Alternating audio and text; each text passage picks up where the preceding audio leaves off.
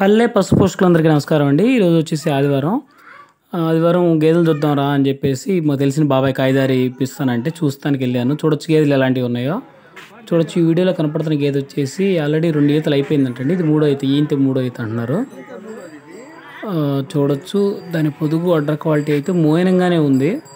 పడ్డైతే కొంచెం లేతగానే ఉంది అనిపించింది. దీనికి వాళ్ళు ధర చెప్పడం అయితే 84 మధ్యలో బేరం జరుగుతుందండి. మేము వెళ్ళే టైంకి అయితే బేరం కూడా అయిపోయింది.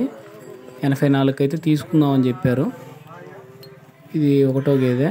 ఇది మా నర్సరావుపేట పల్నాడు చుట్టుపక్కలేనండి. ఈ గేదె వచ్చేపాటికి చూడొచ్చు ఇది కాలు కూరస గేదె, ఈతల గేదె, పొడుగు ఎక్కువ లేదు, ఎత్తు ఎక్కువ లేదు, కొమ్ములై మోయినగానే ఉన్నాయి. చూడటానికి బాగుంది. కట్టు బాగా కుదిరింది. కాకపోతే ఈ గేదెలో ఉన్న ప్రాబ్లం ఏంటంటే 3 బాయిలే పాలిస్తాయి అని చెప్పారు. ఒక బాయి వెనక 2 పెద్ద బాయిల్లో ఒక బాయి అయితే ఫెయిల్ అని చెప్పారండి. 3 బాయిలే ఉన్నాయి. వెనక మళ్ళీ పెద్ద బాయి, ముందున్న 2 బాయిలు. ఉమ్మరం మీద మామూలుగా అయితే 5 పాలు అయిద్ది అన్నారు. 3 బాయిల మీదే కాబట్టి మనకి వాళ్ళు 4 వేసుకుంటున్నారు కానీ 3.5 అయితే ఇస్తుందండి. ఈ గేదె ధర వాళ్ళు చెప్పడం 50 దాకా అయితే బేరానికి వచ్చారండి. వాళ్ళు చెప్పడం 60 అయితే చెప్తున్నారు. 55 మధ్యలో అయితే బేరం అయితే అయిపోయిద్ది.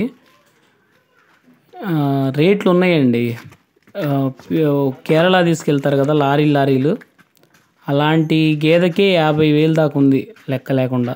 ఈ గేదె 55,000 అన్నారంటే నేనైతే నచ్చలేదని కాదు, నేను తీసుకోదలుచుకోలేదు ఈ గేదె.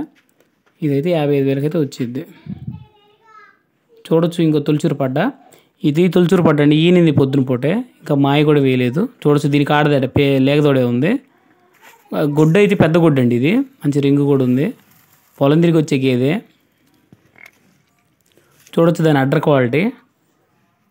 వాళ్ళు చెప్పడం దీని ధర వచ్చేసి కొంచెం నాకు చాలా డిఫరెన్స్ ఉంది. అందుకని దీన్ని అడగలేదు నేను. చూడొచ్చు ఇది వాళ్ళు చెప్పడం వచ్చేసి 1 lakh చెప్తున్నారండి. నేను 70 మధ్యలో అయితే అడుగుదాం అనుకుంటున్నా. Thank you.